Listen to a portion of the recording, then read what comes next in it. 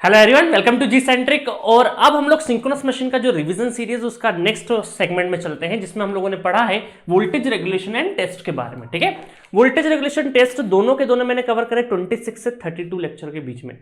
देखिए, voltage regulation हम लोग कोई पहली बार नहीं पढ़ रहे हैं, 2-3 बार पढ़ते हुआ है। अभी हम लोगों ने मशीन में भी पढ़ा, इलेक्ट्रिकल मशीन में भी पढ़ा, उसके बाद वोल्टेज रेगुलेशन हम लोगों ने ट्रांसफार्मर में भी पढ़ा, पावर सिस्टम में भी ऑलरेडी हम लोग पढ़ चुके हैं। अब देखिए, यहाँ पे जो वोल्टेज रेगुलेशन है वो असल में क्या है, ईपीएच माइनस मॉड ले लीजिएगा, टर्मिनल वोल्टेज पर फेस, ऑब्वियस है पर फेस। देखिए, लाइन में भी रख सकते हैं तो ये भी लाइन में लीजिएगा, और with respect to terminal voltage into 100%। ठीक है, आप चाहे तो ये लाइन में लेंगे तो दोनों वोल्टेज भी लाइन में लेना पड़ेगा, फेज में ले रहे हैं तो ये दोनों भी क्या लेना पड़ेगा, फेज में लेना पड़ेगा। ठीक है, तो ये वोल्टेज रेगुलेशन का एक्चुअल फॉर्मूला है। अब इसमें जो ईपीएच है ये तो हमें क्या होते हैं, गिवन होते हैं। सिर्फ ईपीएच हमें क्या करना पड़ता है, कैलकुलेट करना पड़ता है। और ईपीएच कैलकुलेट करने के लिए एक बड़ा सा फॉर्मूला मैं ऑलरेडी आपको दे चुका हूं कि ईपीएच फॉर्मूला ये पूरा पूरा VPH cos five plus I R A, ठीक है, पूरा नहीं लिख रहा हूं मैं, plus VPS sine five plus I A X s का होल स्क्वायर।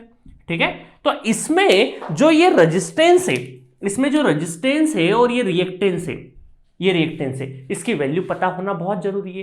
क्योंकि नोन क्या क्या रहेगा, देखिए जब एक लोड लगा हुआ है तो लोड की इंफॉर्मेशन आपको पता होती है। क्या क्या पता होती है, लोड में कौन सा करंट जाएगा तो आर्मेचर करंट आपको पता होता है, टर्मिनल वोल्टेज आपको पहले से पता होता है। ठीक है, पावर फैक्टर पहले से पता होता है। ठीक है, तो कोई भी लोड लगा रहे, जैसे आपके घर में कोई भी लोड होगा तो उसकी इंफॉर्मेशन, जो rating information, power factor, voltage, current, वो कितना लेगा। एक चार्जर ले लेते हैं, बेसिकली एक मोबाइल चार्जर होता है, उसके ऊपर करंट लिखा होता है, वोल्टेज लिखा होता है, फ्रीक्वेंसी लिखा, मतलब एक नोन पैरामीटर सारे ये सब पता होते हैं हमें। तो अब अननोन क्या रहेगा, ईपीएच अगर हमें निकालना है तो अननोन क्या है आपके, आर ए और एक्सेस, ये आपके पैरामीटर है, ये मशीन के डिजाइन पैरामीटर है। और इसको कैलकुलेट करने के लिए हमें करना पड़ते हैं बहुत सारे टेस्ट। और हम लोगों ने सिंक्रोनस मशीन में कौन कौन से टेस्ट करे हैं, अगर मैं टेस्ट का नाम ले लूं, ठीक है, टेस्ट का नाम ले लूं अगर, टेस्ट का, ठीक है, 1 बाय 1 में टेस्ट की स्पेशलिटी आपको बताऊंगा। तो टेस्ट जो है आपका ईएमएफ मेथड है ना, सिंक्रोनस इंपीडेंस मेथड जिसको बोलते हैं हम लोग, ईएमएफ मेथड।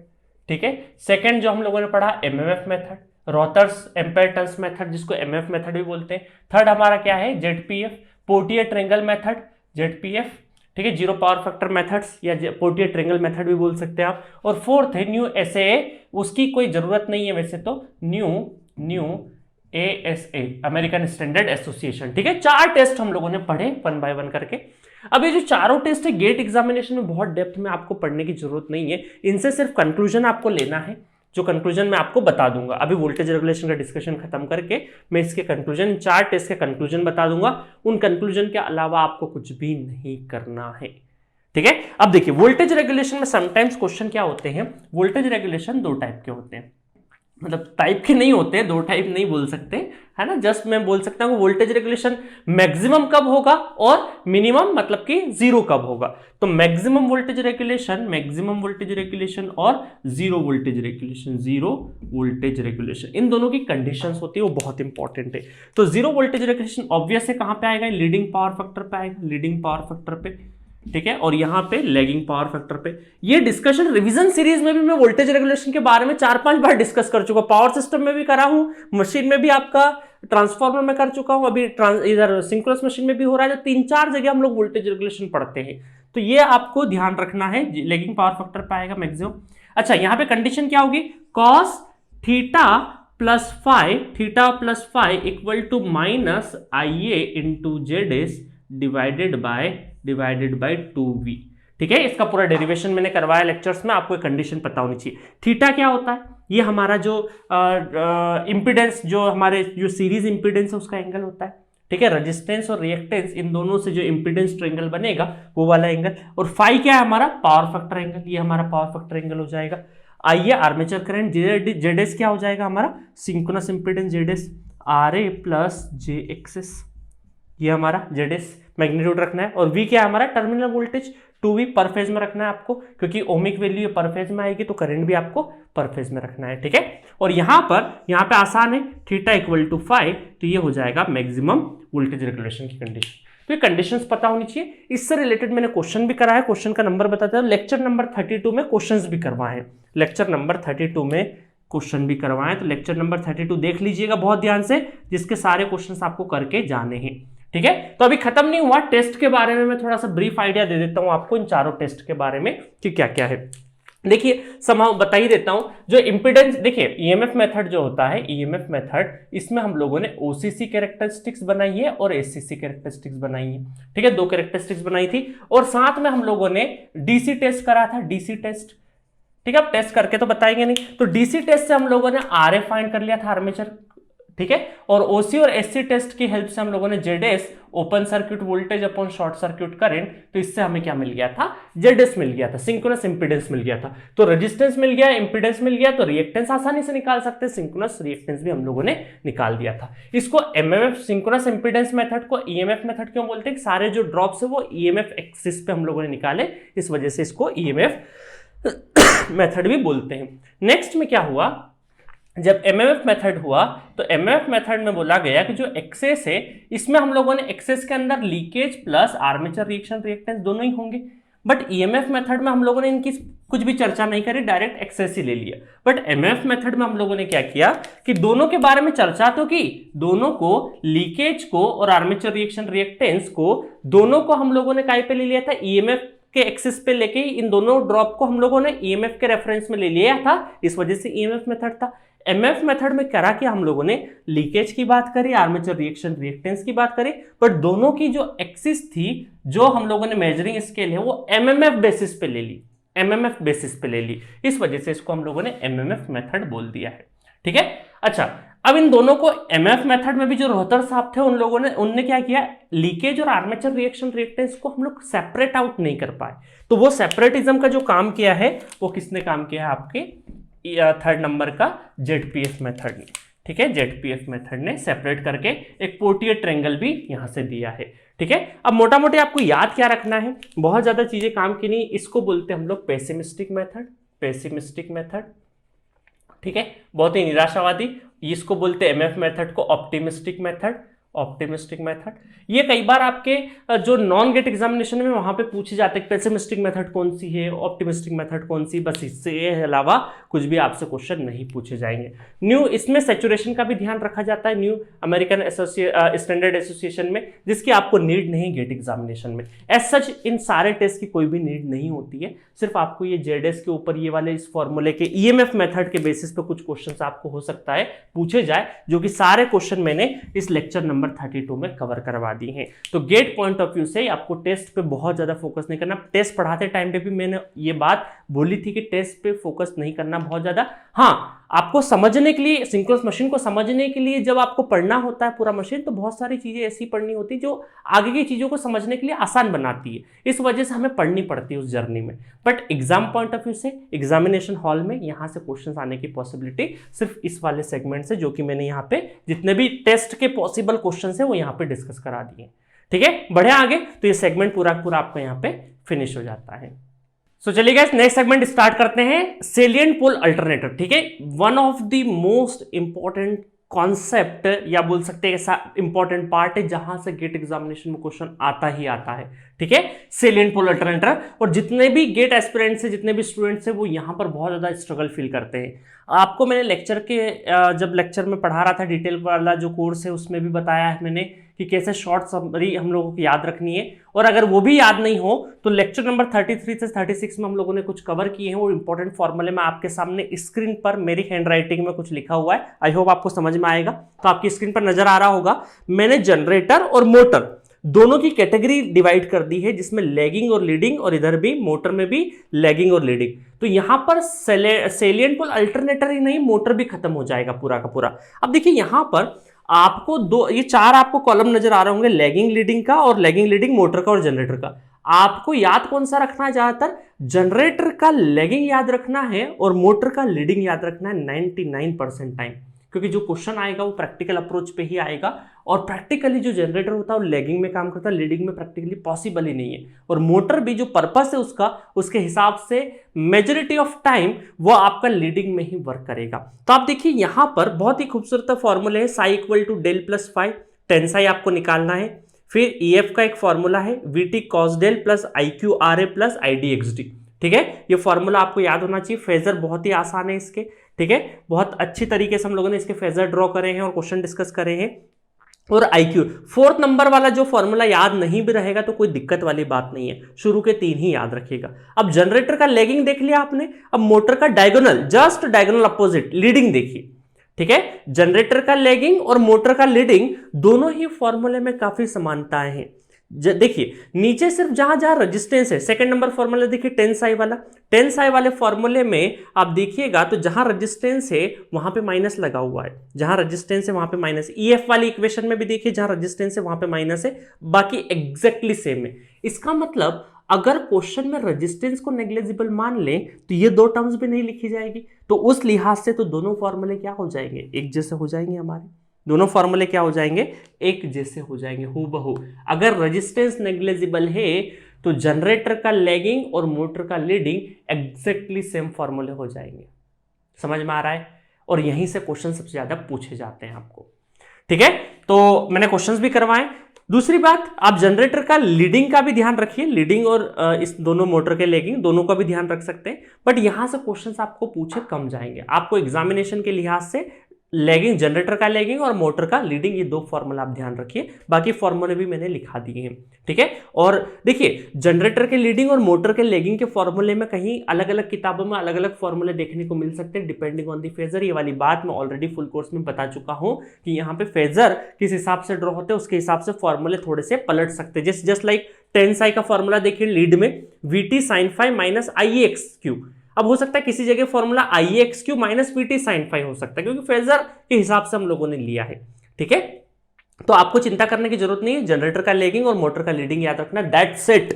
और नीचे जो फॉर्मूले हैं आपको ID equal to IA sin phi, not sin phi, ये गलती जल्दबाजी में हम sin phi cos phi कर देते हैं, IA sin psi है ना, और IQ इक्वल टू कितना होगा, IA cos phi, ठीक है। तो ये दो फॉर्मूला आपको ध्यान में रखना है, ठीक है। और अब इसमें XD और XQ निकालना है हमें, जिसके लिए हम लोग स्लिप टेस्ट करते हैं, ठीक है। स्लिप टेस्ट करते हैं XD और XQ के लिए।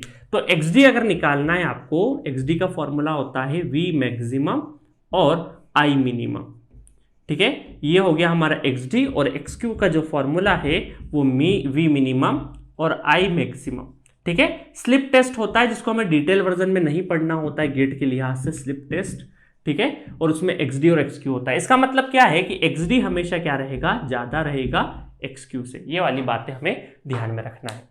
समझ में आया? तो इस सेलिएंट पोल में जो अभी मैंने पिक्चर बताया वो फॉर्मूले बहुत ही ज्यादा इंपॉर्टेंट है, आपको भूलना नहीं है, बहुत ही तरीके से याद रखी जाएगा, रट के मत जाइएगा, ठीक है। रेजिस्टेंस अगर हट गया तो दोनों फॉर्मूला, ज्यादातर केसेस में रेजिस्टेंस को नेग्लिजिबल ही माना जाता है, बट आप लेके चलिएगा कि रेजिस्टेंस होगा तो हमें माइनस पुट करना है फॉर्मूले में, ठीक है। चलिए तो नेक्स्ट सेगमेंट की तरफ बढ़ते हैं हम लोग, पावर रिलेशन की तरफ बढ़ते हैं, ठीक है। तो मैंने सेलिएंट पोल अल्टरनेटर का भी आपको बता दिया है, स्लिप टेस्ट का भी बता दिया है, ठीक है। अब हम लोग पावर रिलेशन दोनों जनरेटर का, दो कैटेगरी के जनरेटर देखे हमने, सिलेंड्रिकल का और सेलिएंट का। सिलेंड्रिकल का बड़ा सा सिंपल है, सेलिएंट का भी मैंने क्या है सिंपल बना दिया है। अब दोनों जनरेटर का साथ में हम लोग पावर रिलेशन देखते हैं।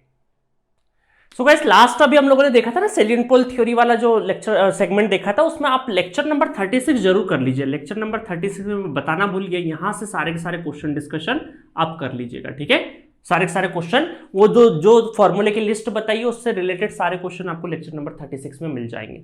अब चलिए अब पावर रिलेशन की बात करते हैं। लेक्चर नंबर 37 और 38 में वैसे तो मैंने जनरेटर के लिए ही पावर रिलेशन बताया, बट यहाँ पे मैं मोटर का भी बता दूंगा, ताकि जनरेटर मोटर दोनों ही साथ में चलते रहेंगे, ताकि मोटर के अंदर लेक्चर कुछ बचे ही नहीं हमें करने के लिए, ठीक है। अब पावर रिलेशन सिलेंड्रिकल रोटर और सिलेंट पोल रोटर होता है, ठीक है। इसमें भी क्या होगा आपका जनरेटर और मोटर, जनरेटर और मोटर, ठीक है, जनरेटर और मोटर। अब देखिए जनरेटर मोटर को दो अलग अलग क्लास में नहीं बांट के, क्योंकि एक्टिव पावर तो लगभग दोनों का सेम ही रहेगा, ठीक है।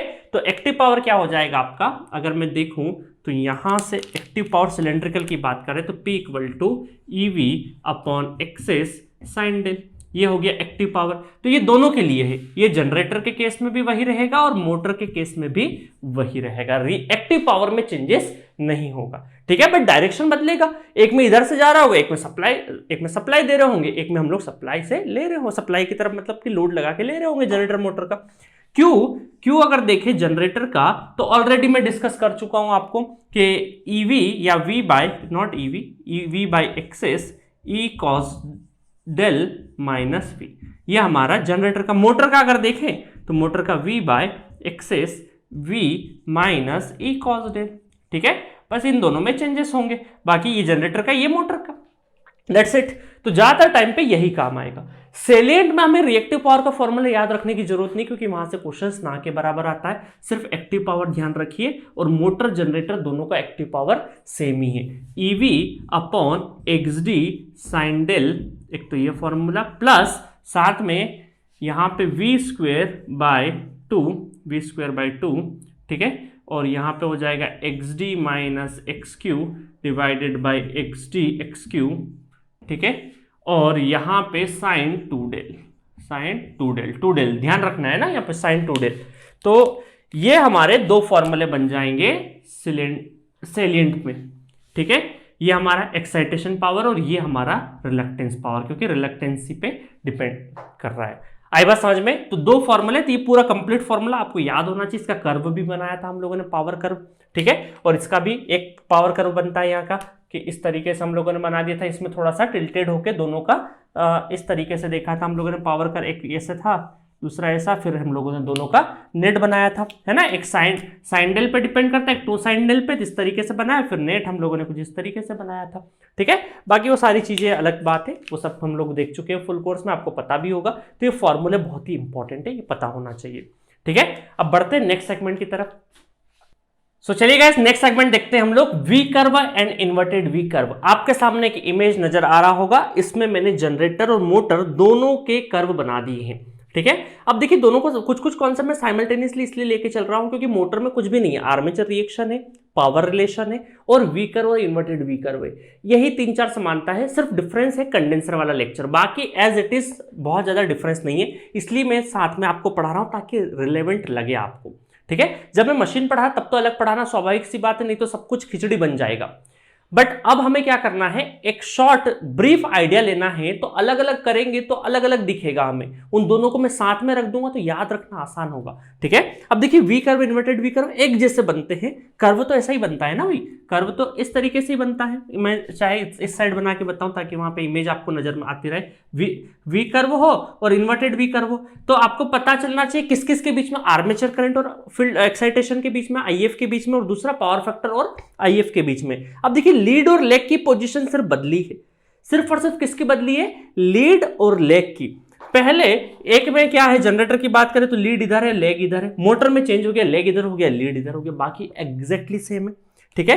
बस इतना ही ध्यान रखना है आपको। और मोटर में आप देखिए, यहाँ पे मोटर में हम लोगों ने देखा हाफ लोड फुल लोड पे कैसे कर्व वेरी करते हैं, ठीक है। पावर फैक्टर में भी हाफ लोड फुल लोड पे कैसे वेरी करते हैं, ये आपको पता रहना चाहिए। इससे थ्योरेटिकल क्वेश्चन बहुत आते हैं, क्योंकि आपने देखा होगा, मैंने क्वेश्चन भी करवाए, क्वेश्चन आई थिंक मुझे अगर वी कर्व 41 लेक्चर नंबर 41, इसमें 41 में मैंने काफी क्वेश्चन डिस्कशन भी करे हैं। लेक्चर नंबर 41 में क्वेश्चन डिस्कशन, तो सारे क्वेश्चन आप देख लीजिएगा, V curve inverted V curve से रिलेटेड क्वेश्चन मैंने सारे डिस्कस करे।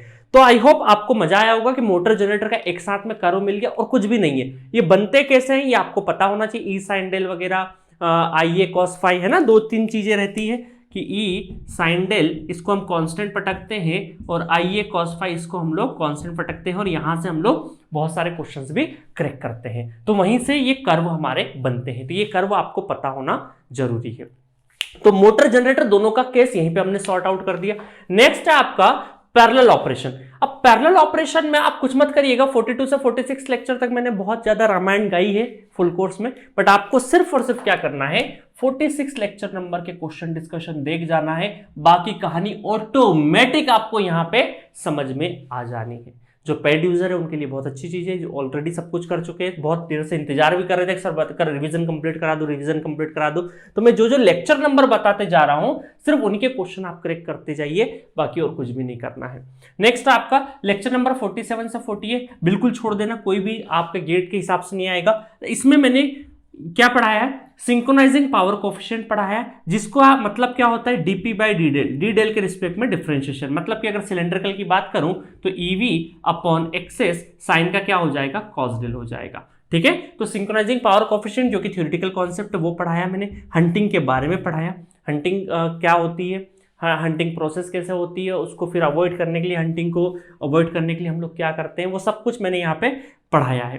ठीक है, उसके बाद शॉर्ट सर्किट ट्रांजिएंट पढ़ा है जो कि XD double dash, XD dash और XD की इंफॉर्मेशन देता है, जिससे हम लोग ID double dash, ID dash और ID, अगर जो फॉल्ट एनालिसिस का पढ़े होंगे पावर सिस्टम में रिवीजन सीरीज, तो इनके बीच का भी आपको सब कुछ आइडिया होगा।